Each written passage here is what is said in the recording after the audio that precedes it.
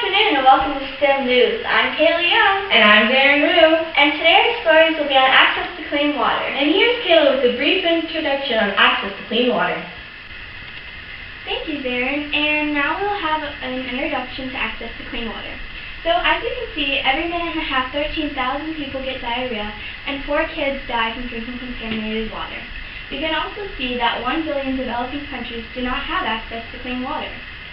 On this map, you can see that the red, orange, and yellow represent countries that do not have a lot of access to clean water, and they are located mostly in this area. And if you look over here, the lighter blue, you can see where Colombia is. And Colombia is less than 30% do not have access to clean water. This will conclude our introduction to access to clean water, and now we will have an interview with Mr. Robert Roos, who lived in Colombia for 2 months. Thank you, Kayla.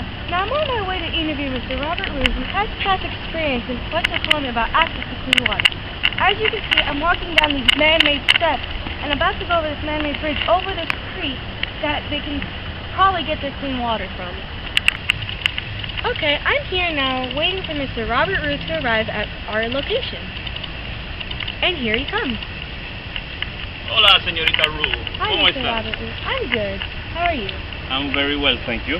So, what's so significant about this place that you asked us to meet you at?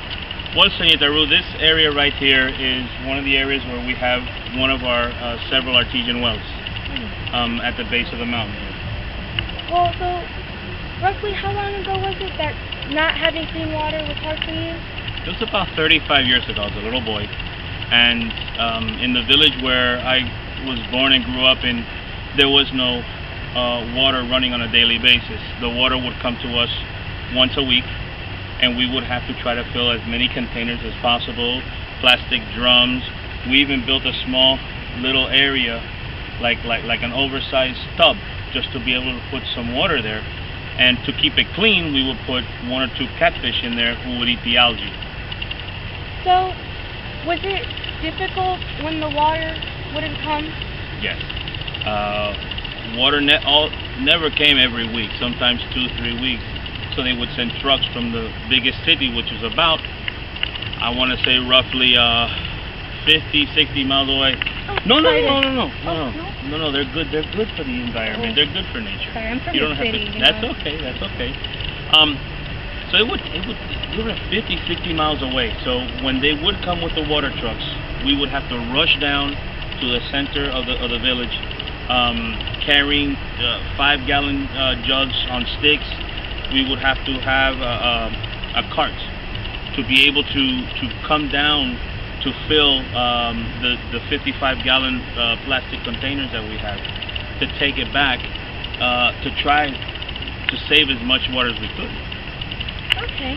And so you built these aquifers, as you say, or wells, for your community? Yes.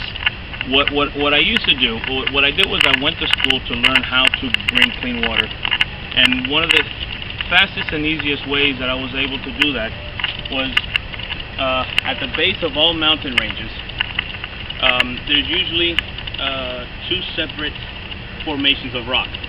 And those formations of rock, there's usually a subterranean aquifer, like a water table. And what we do is we try to drill in those areas. And what happens, because of the rock formations, the pressure forces the water up. So we don't need electricity to get the water out. We do not need solar power. It just comes up automatically because of the subterranean pressure. Those are called artesian wells. So I see here there's a creek? Yes. This creek right here is on those days where the water is not coming up very strong from those wells. This is a runoff that goes all the way down the mountain into the village. And all the rainwater that comes from the top of the mountain drains down there, and we catch that water also. And we use that when the running water doesn't come. Okay. Well, thank you, Mr. Roos, for taking your time and letting me interview you. Señorita, it was my pleasure. Thank you. Okay. This concludes our interview with Mr. Robert Roos. Thank you. You're welcome.